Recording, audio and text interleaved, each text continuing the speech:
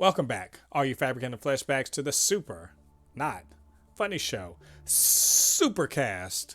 The Supercast, where we talk about all things superhero in our pop culture media, and that's movies, TV shows, video games.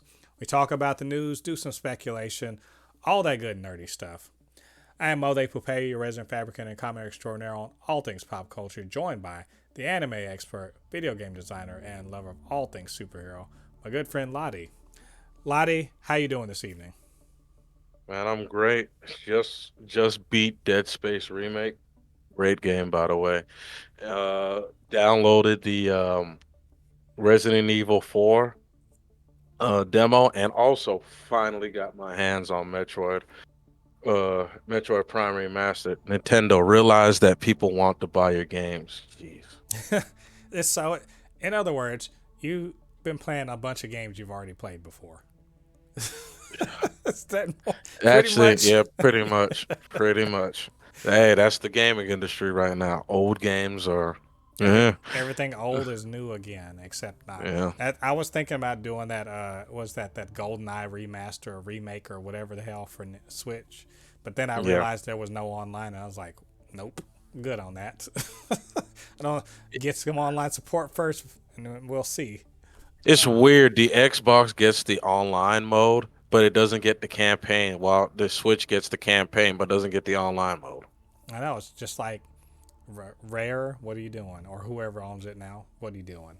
But anyway, y'all, it is another week for superheroes in pop culture media. This week, what is it? Shazam 2, Shazam Fury of the Gods releases. So we're looking forward to that. But also, we got a ton of news to talk about this week. A few things we missed from last week, but mostly some new things that popped up in the last week. Like, we're going to talk about the Marvels. What's going on with the production of the Marvels? There's a delay to later this year. There's some insider info, some conflicting insider info, and we're going to look at that. There's a special cameo that's been spoiled by a TV spot for Shazam Fury of the Gods. Who is it, and should we be looking forward to it?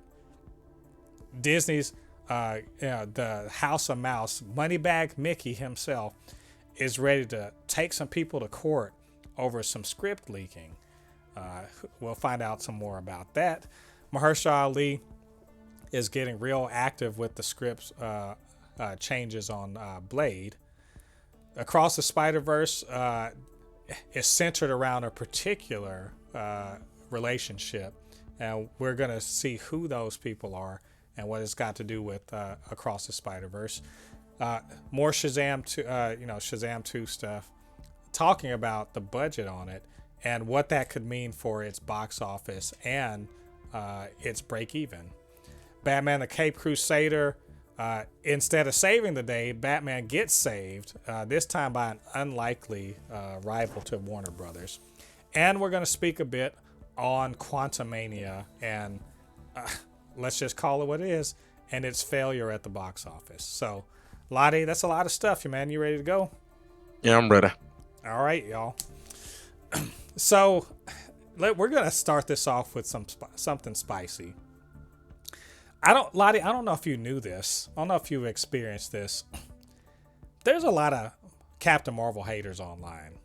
Uh, they tend to all look like a lot of the same sort of person. Just this generic, white dude with a scruffy ass beard that's inordinately angry about, women doing anything in comics that, may, may make men, be in the back seat or the side seat or just not prominent. The neckbeards we're talking about. They spend a lot of time trying to make Captain Marvel out to be a failure, even though it made $1.3 billion, and generally just being a nuisance because they hate Brie Larson because they think they have good reasons, but it's mostly insecure man baby shit. So I'm editorializing here because I don't think much of these people. But anyway, those guys had a little bit to celebrate. Now they can make all of their little, clickbait videos and articles with the big bulgy eyes and tear drops and weird looking graphics because we have two kind of news items talking about what's going on behind the scenes of the Marvels. One of them by a relatively trusted insider by named Jeff Snyder contends that it's a shit show, that everything's horrible, and it's because and Brie Larson is being difficult because she doesn't like the fact that it's called The Marvels instead of Captain Marvel. So that's one thing, right? So LADI, but I mean, it sounds to me like it's confirming everything that the fandom menace says about Brie Larson and the Captain Marvel about how it's terrible SJW bullshit. Am I right? I mean, I've heard this. I've heard this from like a neutral YouTuber, and I was just like, you know. But I mean, I we mean, have. yeah.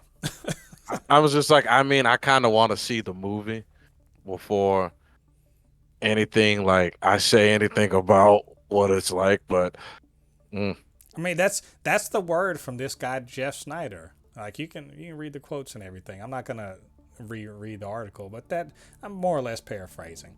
Okay. On the other hand, there's another report in the wrap coming from another insider that says that no, actually, the test screenings have been cool. Uh, that there's nothing related to Brie Larson that they've heard of that's going on. That it's all about VFX, trying to get the VFX on point and now everything. So in other words, basically saying I don't know what this guy's talking about. That's not what I've heard. Everything seems to be fine. They just need more time to work on it, especially in light of the fact, not just the VFX, but in light of the fact that Marvel is sort of, halting or slowing their roll on a bunch of things in order to get their quality control in check, right? So hmm that is so we got a tale of dueling, insider reports. One of which is positive and one which is negative. So who do we believe? Which side do we take in this? Should we start making should we not start making the thumbnails for our videos with Brie Larson and big old eyes and weird looking things that make her look like she's a gargoyle? Or, should we go in the opposite direction? LADI, help me understand. What should we be doing? Who should we believe? What should we be thinking about this? From the thing that I heard, the reason why it got delayed was reshoots. That's what I heard. I heard they were just reshooting and changing up the ending, changing some stuff up because of where they reordering phase 5. That's what I heard, the reason why Mm-hmm. the thing got delayed. But if I'm going to go, I will go with down the middle. I will go with down the middle, Nope, you it's know. not allowed. You have to have a hot take, and it's got to be super hot, negative, or super hot positive. There's no middle. You can't. Nuance is for suckers. We don't do that here. It's I mean, it's crazy that there's one side saying it's great and there's the other side that's saying it sucks. what, I yeah. mean, I mean, the one side of me is saying it's great. It's just saying everything seems to be, test audience like it. They're just trying to, get it as good as it can get. And I can tell you one thing. This whole shit about Brie Larson being a diva is grade A bullshit. Just gonna call it like it is. It is bullshit. That is a mean. Someone I was seeing on Twitter was talking about how they're sowing the seeds of fan anger now, so that they can reap the harvest when it comes out with all the bullshit that they're going to be talking. Like I guarantee you, in the month and a half leading up to the Marvels coming out, you're going to see idiots like Yellow Flash and Ryan Kennel, and you're going to see so many you will think that their fucking channel is going to be the Brie Larson channel. Her face is going to be on their channels more than on her own YouTube channel because the shit sells. That's I mean that the grift works that way. They picked her as the poster child for, you know, feminism gone wrong or whatever the fuck you want to call it. And she's going to be that. She's going to be that woman. And you know, and they're making, like I said, I don't believe that. She gets on, to my understanding, as far as I've seen within and in videos and all this other stuff, my understanding is that she gets on well with Tiana Paris and with Iman Vellani.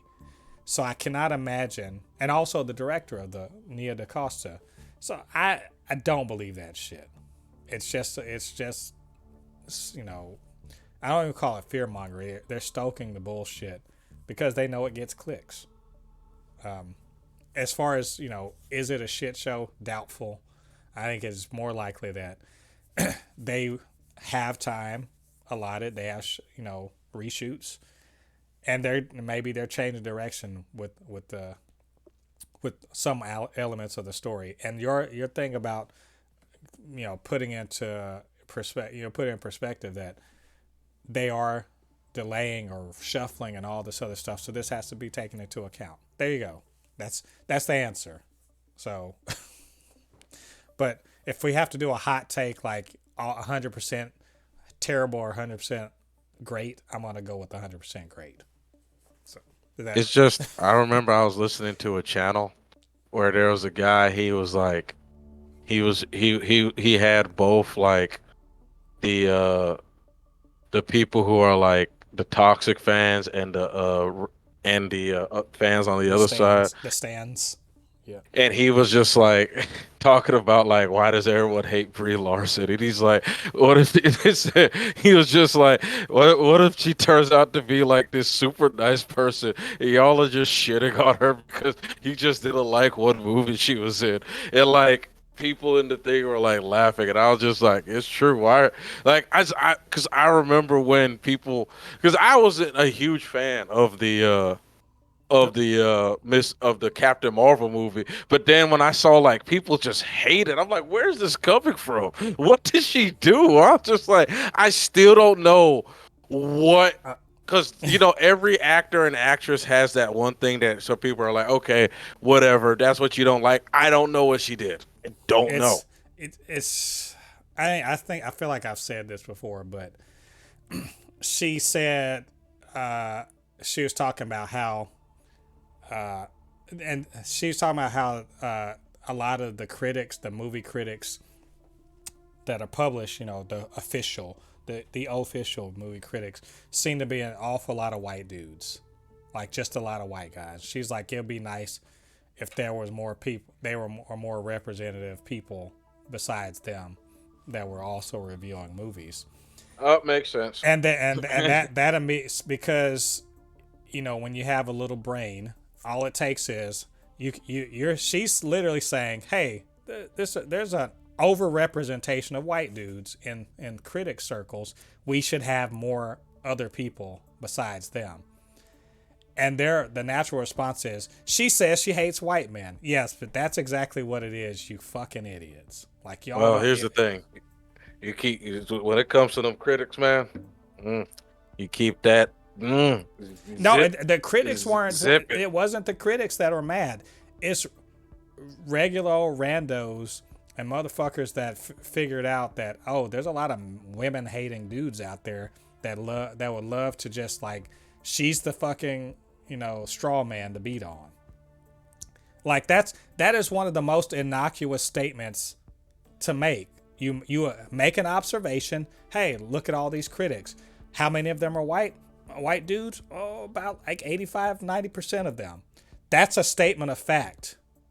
And then to go the next step and say, hey, it would be nice if there were more representation of other people, so it's not just a bunch of white dudes, you know, contemplating these things. You say that, and now it's just these people that are like, oh, she hates white men. Yes, that's exactly what she said, you fucking idiots. That's why, if you want to know why I'm so anti-fandom menace, it's because they are all their agenda is pushing bullshit like that. It's disingenuous, dishonest crap. And so I'm going to constantly be, harping on that shit because I can't stand, trash like that. This isn't even honest criticism. You just don't like this woman. You've decided that whatever she does, you're going to shit on it. Okay, cool. You're dumb. Anyway, that was a lot. Belabor that more than I meant to. Sorry everybody. Anyway, but we'll see. It's coming out later on, in November, so I'm sure we'll get more news as the months go on. Let's talk about Shazam 2 real quick. I'm going to roll these two into the same thing, just because they're both related to Shazam 2. Shazam: Fury of the Gods. So first, we're going to talk about a cameo that's coming up in the in Fury of the Gods. And let me tell you, talk about blowing your load prematurely. There was you can go see it online. It's a TV spot for, I don't know where it is, and somewhere else in the world. They're speaking a language that I don't understand. And literally they show Wonder Woman talking to and being like, oh, stick to superheroes or whatever. It's Gal Gadot. Okay, why the fuck would you? Maybe I'm thinking about this wrong. That's a big thing. And they literally are just like, she's totally going to be in the movie. And I bet you she's just there for like a minute. But she's totally going to be in the movie. Come see this movie. And is that about right, LADI? You think that's about right, what they're aiming at? I mean, this might be like showing in the country that she's from. So like, it makes sense that they will show this off. I mean, we just live in a world where you can easily just you know what I mean, find this on the internet. But here's my thing. This is messed up. You know why I say this is messed up? Because we know she's gone. Like, stop doing this. Just stop. You've teased us with Henry Cavill. She's supposed to be gone in Fast and the Furious, and I bet she shows up in like 10 or 11. Fast and Furious. She's dead, quote dead. I bet she shows up though. But no, I get what you're saying. It's just, this is just like, you teased us. You were like, yeah, let's tease you with the prospect of seeing Superman with Black Adam in a movie. Oh, let's do the other way around. Let's tease you with seeing Wonder Woman in a Shazam movie. Well, we know it ain't gonna happen. Come on, man. All that, and we also know that Ben Affleck's Batman is gonna be in the Flash. Like, I gotta be honest. This is the shit that makes Snyder stands be like, see, I told you, they're restoring the Snyderverse. I'm like, God, come on. But you can't blame them. They won't. No, I'm not. I'm just saying, like, they're not wrong. They're not wrong about it. I get it. And look, let's just say this shit is cool though. Like, it is cool. I saw the little bit and I was like, no, that's actually kind of cool though. It makes sense why she will be there. It's just, yeah, because the people they're fighting are daughters of, they're just like her. They're demigods or something. They're daughters of gods. So yeah, it makes sense. They're Greek gods or whatever. But still, like, man, you talk about, like I said, shooting your load way too early. But if this gets more people into the theaters, maybe it's not so fucking stupid. I don't know. I'm not sure. It might get Snyder stands to show up, but well, let me tell you this: don't underestimate the fact that most people are not like you and me. Most people don't know anything that's going on with behind the scenes at DC. If they know who James Gunn is, if they know that he's in charge of anything, I bet you most people don't even. They're just like, oh shit, Wonder Woman's gonna be in something. I like Wonder Woman. I'm telling you, I got family members that are just like that. They don't know what the fuck's going on. So maybe this is like a galaxy brain move. and I'm just not seeing it because I'm so dialed into all of this stuff that maybe it's a galaxy brain move with regular people. I guess we're gonna see, but I think it's really cool, and I can't wait to see it. I'm seeing it later this week. Yes. Staying on the Shazam 2 thing, LADI, they released the budget for this movie, and I have to tell you, I'm surprised given what we've seen in the trailer, and also what we know about Black Adam and its budget, and also about Quantumania and its budget. They really, they did a shoestring with this. I mean, relative to a comic book movie. For $100 million, they made Shazam 2. That's crazy. I'm like, for real, that's crazy. Like, I think freaking Deadpool 2 had more money spent on it. I mean, like $100 million for a Shazam movie, which, I'm hoping that doesn't mean this looks cheap, but also it tells me something about the profitability of this movie, which is, what do I always say? 2.5 to 3 times the budget. That's your break even, right? So let's just say 3 times. So they just have to make $300 million. That's it. And they're at break even. Everything after that's profit. I think this can make $300 million. I think the other one did. This one should be able to do that too.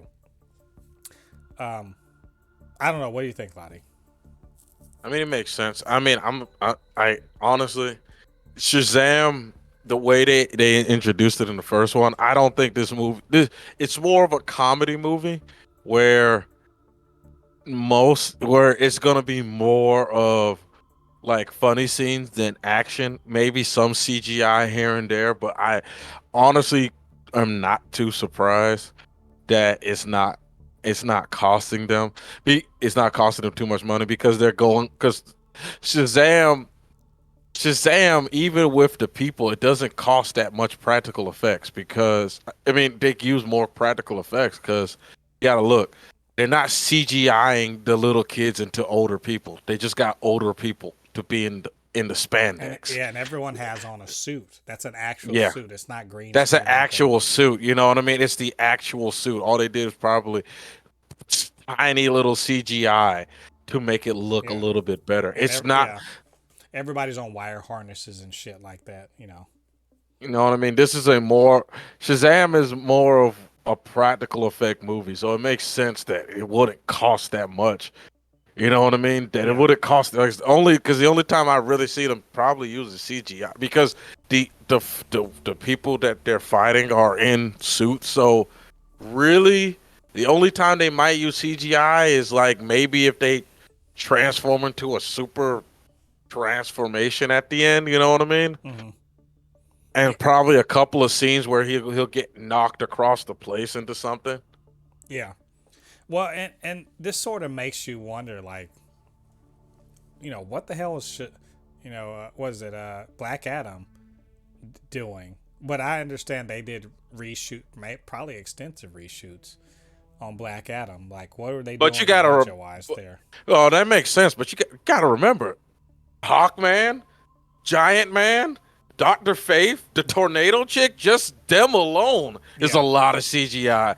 Shazam, I mean, Black Adam was flying. It makes sense. Yeah. You see what I'm saying? Like him, like Shazam, there's not many people like that. But in Black Adam, that's a lot of CGI every time that one becomes a tornado. Same thing when that man becomes big. It makes sense. Like Black Adam takes a lot of CGI. Remember the flying vehicles? Like, that's a CGI heavy movie. Black Adam, they're in a regular American town. You know what I mean? Yeah. It won't cost them that much to make this movie. That's why it makes sense. I'll be interested to see where and when they use the special effects, but not how sparing is it actually. As I said before, this makes profitability a much different situation than say an Ant-Man, which was double the budget 200 million. Their break even point is different, and hot much a good deal higher. So with that in mind, and also just this is anecdotally from me getting tickets for Thursday night. Not exactly a full house. Like when I was, for 7 o'clock on Thursday night, the opening night, which is where you expect the most people. I easily got tickets more or less where I wanted it. It wasn't, there weren't like full capacity. So all that in mind, does this become profitable? We'll see. No, I, Because you I, don't. I want your crystal ball, but pull your crystal ball out and, read the tea leaves. I want to know, do you think, can it pass $300 million in this environment right now? When does no, and Now, mind you, 300 million. That's Eternals did better than $300 million. So here's the thing, man. It's unfortunately a movie that from everything I hear, most people tell me they're not watching the movie because they're just waiting for James Gunn's part of the DCU. And here's another thing.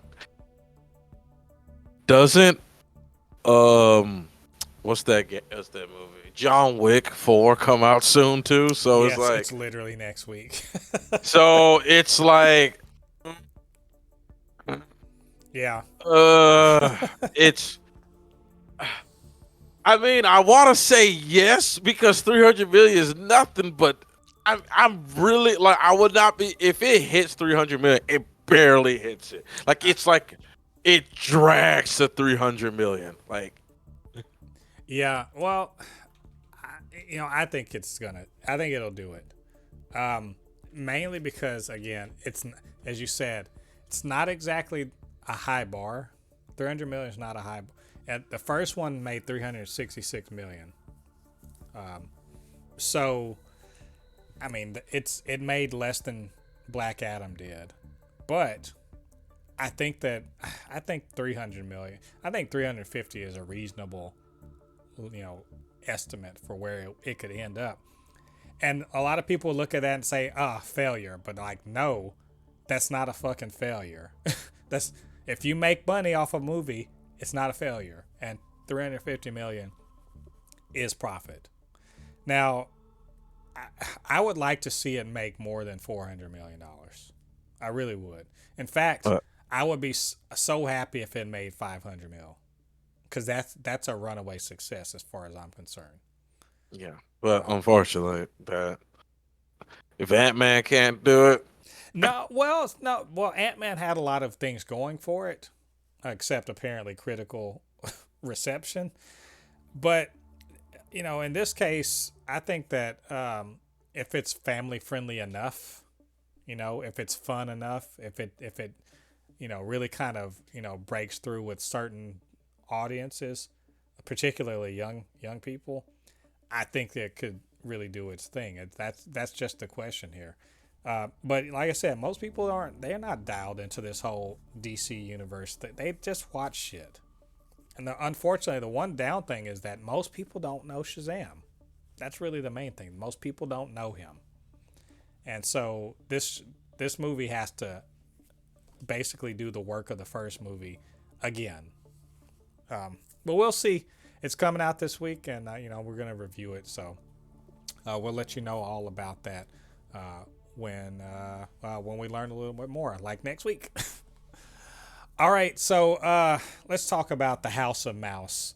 Moneybags Mickey do not play, and we understand that, right? Well, apparently, and I didn't even know about this, the script for Quantumania leaked onto Reddit, leaked online among other places, and now Disney is just like, nah, son.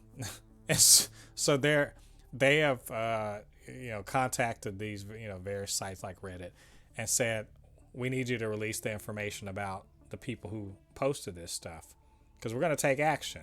That's right. They're getting ready to sue some motherfuckers over the release of this script. LADI, now we've known that they've been, trying to lock down on leaks and all that other shit over at Marvel. But I don't think I ever thought that there would be a day where they would literally be like, we're taking your ass to court for leaking our shit. And I feel, let me just say, I feel sorry for those people because, woo, they talk about poking the bear.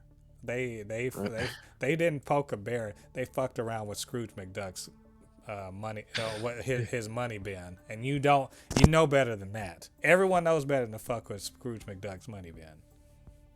And man, you picked the wrong movie to do this to because they kind of salty about this one. If Ant-Man was $1 billion success, who cares? But now they salty. Oh, they salty. Because you gotta look. Here's the thing: The Last of Us 2 thing got leaked. It sold over 10 million copies. Sony's like, yeah, whatever. Who cares if it's out there? But if Last of Us 2 only sold 800,000 copies, so whoever leaked this, we're taking them to court. Yeah. Where's this motherfucker at? Bro, you picked the wrong damn, man. Wow, I feel bad. Like you said, boy. Dang, man, I feel bad for them, man. Moneybag Mickey, man, you picked the wrong movie. You picked the wrong movie. They are salty about this one. Oh, and Mickey, the way they treat their employees, imagine how they'll treat their enemies. Oh, boy, I'm praying for you. I'm praying. It's like, I want them dead. I want them dead. I want their family dead. I want the friends dead. Everything from them. I want their social media. I want their social media dead. Yeah, Wait, but Mickey, how are they supposed to make a living? I don't give a damn. They don't mess up our movies. Oh my god, they fucked up. I don't. The thing is, I don't have really a dog in this fight because I don't care about. I mean, I don't go out of my way looking for scripts that are leaked. I don't want to know it. Honestly, I don't want to know too much about these things before I watch them. But, some people, that's their thing. Someone in there leaks the script and they want to pass it around and all that other stuff. I mean, technically, it's a copyright violation. So, and they want to discourage that shit from happening in the future. So they're going to ruin some dumb motherfucker's life, to make a point. I mean, they're within their right to do it. And I'm not necessarily bothered by it because it ain't shit that I do. I mean, I'm being honest. It ain't shit. It ain't nothing I'm doing. So here's my thing. I don't know anything. I'm like you said, I'm not really too into this because I don't really know anything when it comes to the entertainment industry. But for the tech industry and the sports industry, leakers are life. I mean, literally, ESPN hire leakers. You know what I mean? Like those people who do breaking news. Those are leakers, right? Yeah. They're leakers. Leakers are important to the gaming, tech, and sport industry. Like, I hope this is something that doesn't lead into them wanting to shut leakers up in other industries. Because a lot of companies, because I'll tell you this, without leakers, there will not be as much competition in the tech industry as there is now, or in the sports industry or the gaming industry. You need leakers to help balance out information. Some leakers get information and won't say it because they were purposely told by their contact that don't say it. You know what I mean? And it's the same way, vice versa. There's some leaks that are actually planned leaks by the company and says, say this. You know what I mean? We want to see how how they react to this. I just hope that this doesn't like end the whole entire leaker community and the leaking thing, because in other industries it's actually extremely important. Sport industry, literally, there are literal people who make a living, actually paid living, to be a leaker, a information leaker. Yeah. You know. Yeah, I mean, I guess I get what they're just like. Yeah, we don't, we want to snip this shit in the bud because, I mean, to be honest, most of us aren't gonna read that stuff, but it does influence, a lot of chatter. It influences a lot of the, you know, perceptions ahead of time. They're kind of trying to avoid giving away the farm, so to speak. Giving away the game beforehand, before anyone gets a chance to see these things. So, Hmm. well, anyway, sucks to be you guys. Pretty much it. And I guess if we get in more information about that, we will talk about it. Still on Marvel. So we know Blade got delayed. I believe it's gonna be next year. It's got to be next year. And there's production, issues there. They lost a director and they got a director and all this other stuff. But another kind of, I guess, wrinkle in it is that apparently Mahershala Ali has been demanding a bunch of script changes for his character. He's apparently taken real ownership of this, like this is his movie franchise or whatever. And maybe he seems to be like trying to do the Ryan Reynolds thing where you know, he's not just the actor, but he's also creatively involved in everything. Actually, I feel like Deadpool's a pretty good analogy for the situation. And even Blade, historically, Wesley Snipes had a good amount of input on the way his character was, the character Blade was portrayed. So anyway, Lottie, is Mahershala Ali being a diva, or is he just like saying, "Hey, I don't want to be in any junk, so let's do better." I don't believe Mahershala Ali's being a diva. I mean, I do believe that because we know that Disney wants to PG-13 this movie. He said, I "No, I believe, want no, I want blood showers." yeah, I believe Mahershala Ali is trying to push the envelope of PG-13 as much as possible. And hey, man, it comes with the territory. They wanted him to be Blade, so hey, he wants to do Blade the right way. And me as a fan, I appreciate that. Hmm. I appreciate that. Just don't be like, hey, I just want to take the role because you know what I mean. I'm just happy to be here. He's like, no, if we're gonna do this, we're gonna do this right. And like I said, I really, really, really, really do appreciate that. Yeah. Well, I mean, I generally speaking think that if an actor has they have some kind of input on the character, it makes the character a lot more real, I guess you can say. Just Hmm. because they're just if they understand the character, and Mahershala Ali was literally, was like, "Hey, I want to be Blade," and Kevin Feige was like, "Sure, we weren't planning to do Blade, but we're gonna do Blade because you want to do Blade." And he has 2 Oscars on his mantle. Clearly, he's a great actor. And I think wanting to be, have the Deadpool situation where he, has creative input on the character and the way the character is progressing, that only makes sense to me. Now, are these good changes? Who the hell knows? But the fact is, as an Oscar winner, he's got to be respected in that sense. And I think this is also good because since they got this delay, everyone can get on the same page. They can lock this story down to something really great, and something that he can sign off on and be proud of that he's gonna portray. So, no, I don't think he's being a diva. I think he's just being a respected artist who should be listened to. Like, dude, again, got 2 Oscars. No one's sitting up there telling Leonardo DiCaprio to fuck your notes, and Hmm. they shouldn't be telling Mahershala Ali that either. And I don't think they are because they're very respectful over at Marvel. So anyway, I can't wait to hear more news about Blade. When we find out anything more, we will let you guys know. Let's talk about Across the Spider Verse. I am damn excited about this movie. Lottie, I know you are too, right? Yeah. I'm just like, it's ridiculous. Like, this shit needs to be here immediately. But, I mean, until then, we're going to be talking about, whatever things are coming out. Well, um, what's her name? Amy Pascal, who, if y'all don't know, she was a Sony executive for a long time. She has literally been a producer or executive producer on every single Spider-Man thing that Sony has put out, right? So y'all know she knows what she knows, and she knows Spider-Man in and out. So they were talking to her on the Empire magazine, and she revealed that Across the Spider-Verse is essentially a love story, or at least a main aspect of it. It's a love story between, guess who? LADI. I mean, without even reading it, you know who the love story is between. Oh, big shocker, big surprise. Because it was cute as hell at the end of,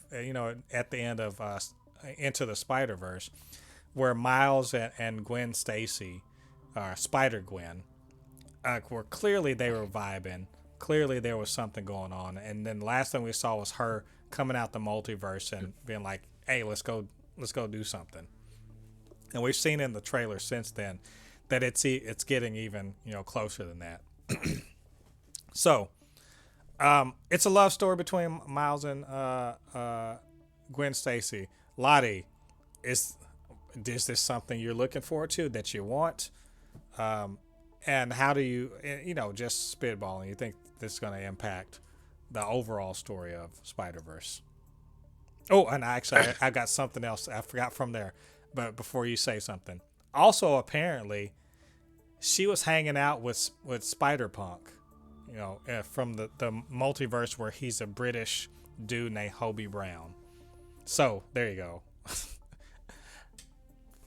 Honestly, I really don't feel anything about this because it was quite obvious in the trailer. Like I'm actually like looking at the comments and I'm like, one person, like, I'm looking at all these people say, "Oh yeah, no, go cool," and like one person said, "Wasn't it obvious in the trailer?" I'm like, yeah, I mean, it doesn't change how I feel about this movie whatsoever because I kind of saw that this was going to happen. But some of the memes underneath here are worth talking about. There's a meme where the guy goes like, "Oh fuck, did Gwen sit here?"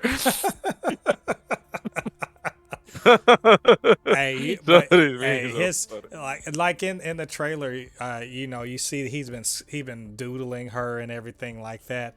I Yeah. mean, the boy got it. The boy got it bad. I mean, for real though. I mean, to be fair to him, Gwen Stacy, Spider Gwen is hella cool. She's super cool, and she's one of the best, and to me one of the best Spider-Man universe character designs like ever. And I mean, it's pretty clear that they kind of hit it off, and she respects the shit out of him and everything like that as a Spider person.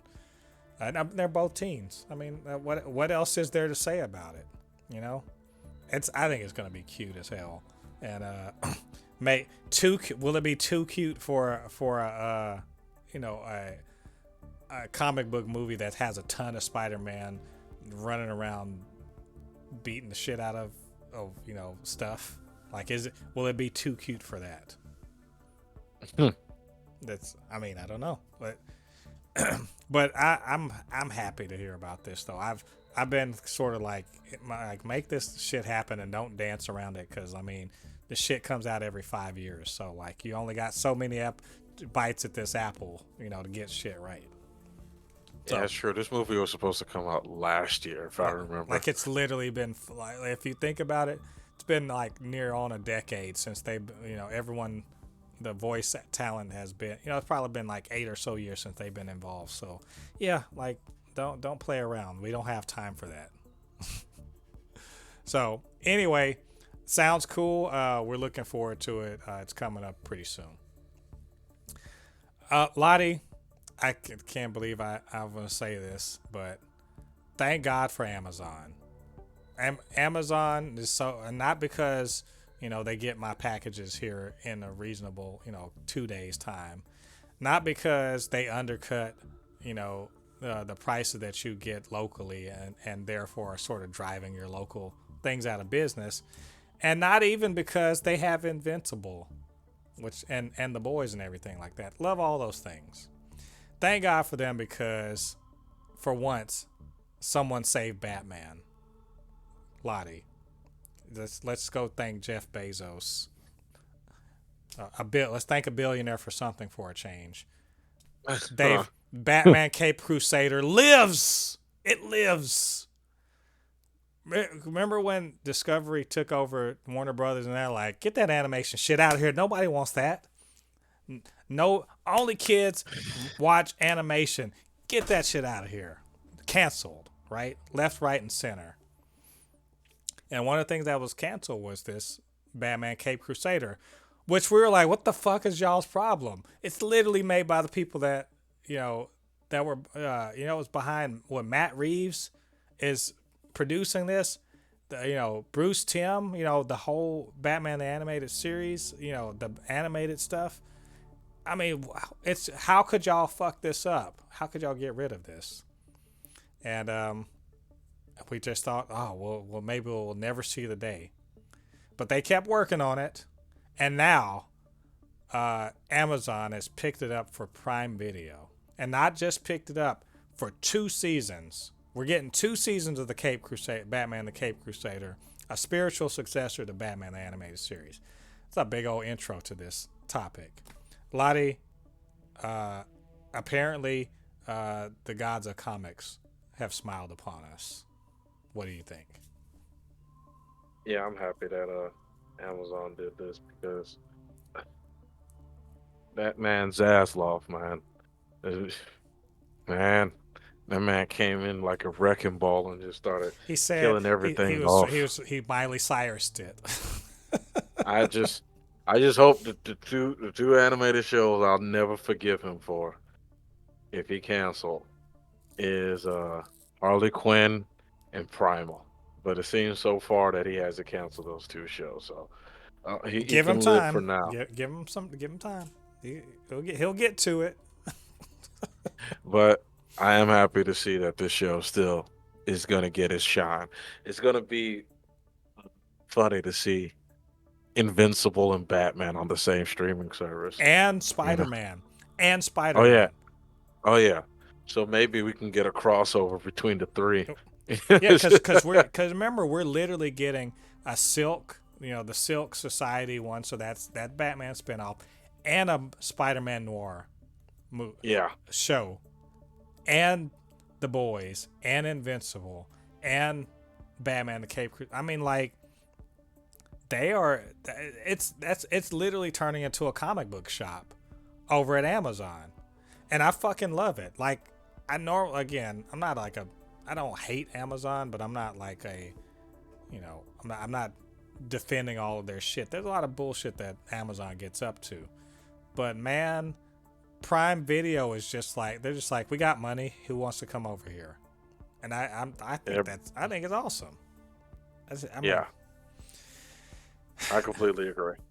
Yeah, that's so there. I mean, like, do you think that Amazon they are trying to stake out a claim to being like an actual source for superhero things, like a real source for like all sorts of superhero shit? Amazon definitely wants to take it to definitely wants to take it to Disney. That they are like we can we have our place in this superhero market just as much as you. And honestly, competition makes the world go round. So I'm all for it. So yeah, I'm happy to see this. I'm really am happy to see this. Yeah, yeah. That like I said, once again, you won't hear it often from me, but thank God for Amazon. Thank God for them. They're not even taking a chance. This is a winner, but thank God for them having the foresight to be like, hey, people like DC stuff. And it's gonna be good. And I hate to say this too, but smart move by Warner Brothers, because now they're gonna actually get paid for work they did, as opposed to just like it's kind of the difference between working on your own house or working on someone else's house, and they've essentially done work in their own house and got someone else to pay for it. So cool for all that. But we'll be looking forward to it. I'm sure we'll find out about when it airs later on this year. And finally, in our final bit of, it's not even news. We're gonna discuss. The news is of no surprise to anyone who might be watching or listening to this, because I mean you follow this shit. Quantumania is pretty much gonna go down as, I think, a failure for the MCU. Like, if it's not a failure, it's going to be, it's hard to even call it treading water. You know what I'm saying? It's definitely not making the money it's supposed to make. I'm saying the current total worldwide is $449 million, which is, I mean, come on. I think I said that, if it was a $200 million, it needs to make 2.5, right? Yeah. At the minimum, I think 2.5. So I don't think that 2.5 is correct. I think 3 is more likely to be right. So in other words, it's $200 million times 3. So 600 sounds better. Sounds like it's more realistic. But let's say it's 2.5, right? So Yeah. it's nearing that 2.5. All right, 2.5 is what? Of 200. So it needs to make 500, I think, probably to break even. And I don't think it's going to get there. It's not going to even get to 500. I don't think it's going to make 500. I think it will come within a breath of it, but it's not going to do it. So, and there's no excuses for this, like with Eternals. Eternals literally was like dead in the middle of pandemic recovery, right? There's no excuses for it, like with what the Suicide Squad, again in the middle of the pandemic, and also had simultaneous release on HBO. But there's no excuses here. Most people are back out and doing their thing, right? If there are any excuse can be made, is that the box office is still kind of soft right now, because people are in new habits. Movie going is not a big habit, but this had all the hallmarks of, hey, let's make $700-800 million, right? It's promised, set up for everything, all this other stuff, and it's pretty much failed to deliver the box office. So, what does this mean? I guess is the best question. What does this mean for the MCU, for the multiverse saga? Is this just another, not infrequent, but is this just another anomaly in the MCU canon? A movie that maybe isn't as respected as it should be at the box office, or is this actually sign that that Marvel is, not that I don't think they're in trouble, but that they are in need of some soul searching? So, Lottie, I think it's a little bit of both, because here's the thing. No one really watched this movie. You know what I mean? Let's be honest. Because it says box office is 449 million. We have to put in perspective as well. Ticket prices are more expensive than they were in 2015 when the first Ant-Man came out. To be fair, not that much more. But it isn't that much more, but it's not very many people watch this movie. You know what I mean? And this was the movie that you showcased your big bad and his other variants of him. You're gonna have a lot of confused people, and the next time you show him again is Loki. You see what I'm saying? Like, which is Marvel, which is a show that's not gonna have near that many people watching it. Marvel needs to change. If they have to have him as a camo in the Marvels or something, like, you can't have your big bad he only shows up in 3 things. Like, you gotta look, Phase 4 or Phase 5. He only showed up in three things: Loki season 1, this movie, and Loki season 2.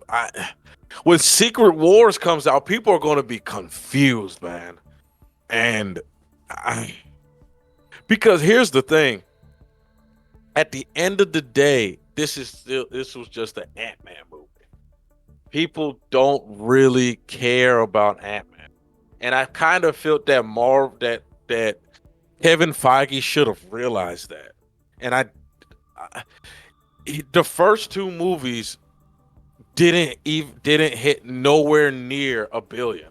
Like the second one hit 625 million. I don't know why Kevin Feige thought this will be $1 billion success. Well, I And mean, did he? Did he think? but even but even if it wasn't, but I don't know why he thinks that people will come and watch Ant-Man. You know what I mean? When historically they didn't come out and watch him. You see what I'm saying? So it's like I still feel that Marvel kind of dropped the ball a little bit when it came to handling the character of Kang, in the sense that I really think they should have had him cameoing in the movies that had anything to do with the multiverse, like Spider-Man or what's it called, Multiverse of Madness or something like that. I really think he should have, not, even if it's not like he's a villain, like he's like his presence is there. You see what I'm saying? Because Mm-hmm. honestly, man, we don't see much about him, and I fit, and actually it's getting to the point that I'm actually saying to myself that really, does anybody even know who he is? Honestly, does the average fan even know who Kang is as his iteration in the MCU? Absolutely not. Not really. Um, I think this may be a situation of way too much inside baseball and not enough, not enough explanation. The multiverse is so esoteric that I'm genuinely surprised. I'm happy about it, but I'm genuinely surprised that they decided that that's the next thing that they need to go into. There's so many other storylines that could be explored, and multiverse works best when people know about those other things. The whole what if thing. It's a great idea, but there isn't enough continuity in the MCU to make multiversing more interesting. That, like, if to put that into perspective, the what if comics, that the animated show is based on, when they were doing them, it had, they had something like 20 or so years of other things that have happened that they could go back and be like, well, what if this happened? What if that happened? Right? Yeah, In the MCU, literally, it's just the Infinity Saga, which there's a lot of points within there, but you're basically asking about one major thrust of storylines as opposed to like Age of Apocalypse or House of M or the Mutant Massacre or the original Infinity War. There's the Kree Skrull War. There's so many things going on that they never touched on in the MCU, and now you're doing the multiverse thing. Well, I feel like that's a huge leap away. That's a big leap into the esoteric. I want to even say esoteric. That's a big leap into like large ideas that are much easier to take in when you've been led up to it in a way that, like, so you don't have to take that huge leap. And yeah, people are just like, okay, this is a guy. What does he do? yeah, All right, these are new characters. That's great. What does this have to do with anything? And they took almost all of Phase 4 to be like, just new things, but no underlying connective tissue. And yeah, so when you get to Quantumania, it's just another story in a long line of stories that don't seem to be connected to anything. yeah. Um, yeah. And I kind of, and here's the thing that like I was just talking about with my friend that I think they should have done instead. I really think they should have done Celestials. They should have done the Celestials and Eternity storyline for the next part because you already hinted Celestials in phase 2 and 3 with Star-Lord and his dad. You know what I mean? So and then you had the movie The Eternals. I know Eternals was not a box office success, but I felt like they could have went into so much more where like because we all know one of the Celestials is what's the guy's name? One of the most popular characters who's already been shown in the movie before. Um I'm forgetting his name. The Planet Eater. Oh, Ego. No, not Ego, the Oh, other one. not E- the plant. Oh, Galactus. Galactus. He's already been shown in the movie before, which was not an MCU movie, but he was shown in uh you know was a Fantastic Four movie. I really thought they should have went that direction and proving what Thanos was trying, going into what Thanos was trying to prevent, instead of us just go like, yeah, we're going into the multiverse thing, where they could have used Phase 4, 5, and 6 to use Phase 4, 5, and 6 to hint about the multiverse in those things, and then you go big and go home. Because at this point now, I'm kind of scared that they're about to make this massive movie, Kang Dynasty and Secret Wars, which is, let's be honest, that budget's probably going to be in the 3.5 to maybe even $4 million, because the actors the actors and actresses and the amount of CGI that they're going to use. Because let's just be honest, they're probably going to have maybe like 10 Jonathan Majors in one scene at once. You know what I mean? Mm-hmm. Like, I feel like that movie, even though it'll be a good movie, not that many people are going to watch it because they're like, they don't know who the heck this person is. Yeah, and You know? the whole thing is that Quantumania was supposed to be the starting point, of phase 5. It's supposed to start kind of directing everything towards Kang Dynasty. So they're introducing and everything, and then the story just does. I mean, the thing is, I like the movie. That's let's not get away from that. I thought the movie was pretty good actually, but was it good enough? Like people, I think the thing is that they're a victim of their own success, but also they never really gave anyone a reason to have to see this movie. Like Hmm. Ant-Man's have generally been skippable, if Yeah. so you could generally, so most people aren't like, oh, he's the man, like we have to go see this. And that's nothing to take away from the story. It's just like it's not must view, a must view movie. And unfortunately, Phase 4 was riddled with, we don't have to see these movies. Like I would argue that half of the movies in Phase 4, most people feel like they could skip because there was no Yeah. reason for it, and they weren't good enough, on their own to be like, oh shit, I got to go see this. And so that's where we kind of arrive. It doesn't help that we are still again in a changing movie going environment where a lot of people like are just like, I'll just wait till it hits streaming. Like for real, Disney Plus, I will just wait till.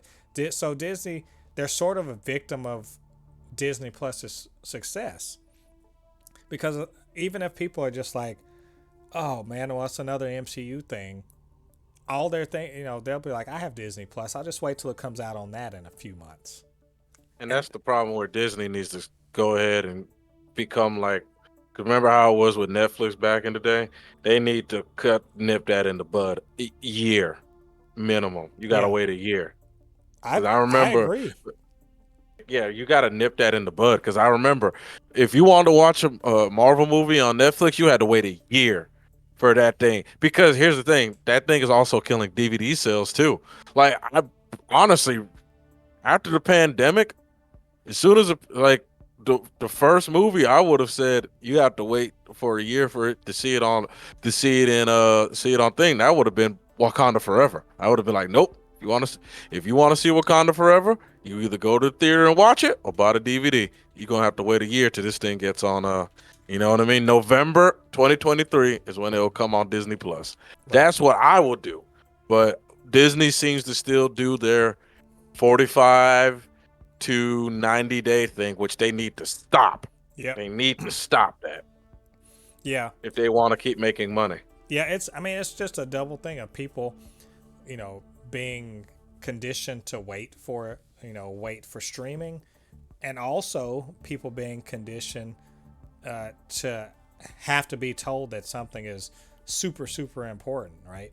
And it doesn't help that there was, the critical response wasn't great. It was, I mean, that doesn't help because people that are on the fence are just gonna be like, I can wait on that. So that, I mean, there's just yeah, I will say, hey, it could have been a better movie. Yes, it definitely could have been a better movie. But it doesn't help that, some changes to the way we go to the movies and also the way that they deal with Disney Plus content. It's really kind of cut into the box office for this thing. And now they're sort of in a bad situation of having a setup movie that's it's like having a hype man that sucks at his job. You're the next act coming out, and your hype man goes out there and it's just crickets. And like, man, how do you follow up crickets? You got to come so hard next time, which makes sense that Guardians 3. Thank God that's the next one, because they're gonna have to come so hard to overcome the stink of this But failure. but here's the problem with Guardian 3. We know that's the last movie. Does it have anything like does it has anything to do with the totality of Kang and you know what I mean? Look, That's you're the ask. Look, stop asking inconvenient questions. Damn it! I'm just saying, stop. So you're asking all the right questions, and I don't like it. So yeah, no, I mean that. Hopefully that'll get the stink out. But the Marvels had better kick ass. Like, in fact, I'll say this much: I liked Phase 4. I did not have a problem with any of the movies in Phase 4, and I liked Quantumania.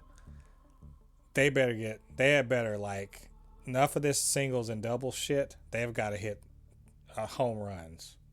They have, like, leading up, like, because if you think about it, Kang Dynasty is coming up. What? They're probably going to bump it, so it's probably 2025, right?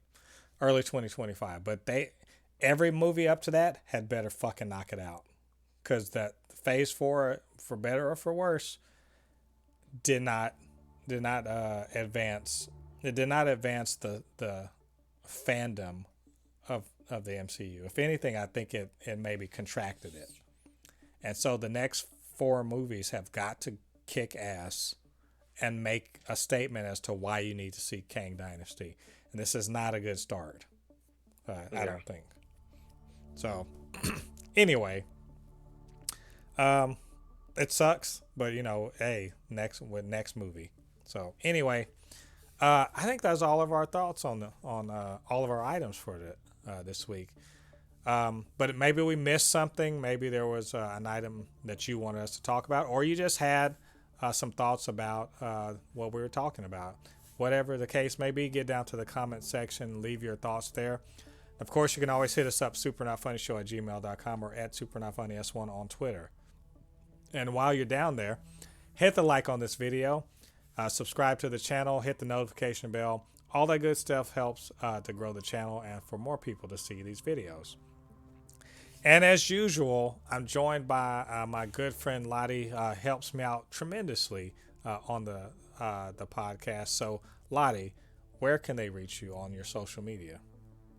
Okay, you can always find me on my Instagram, which is Anukinihun. It's spelled ANUKINIHUN. Again, it's ANUKINIHUN. And of course, my YouTube channel, which is Kinihun25.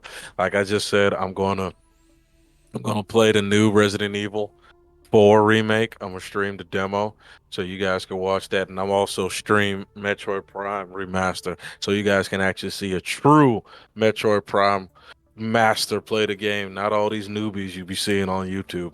A true master. That's right. He played it on a GameCube controller. Y'all don't even know what y'all don't know what you're doing.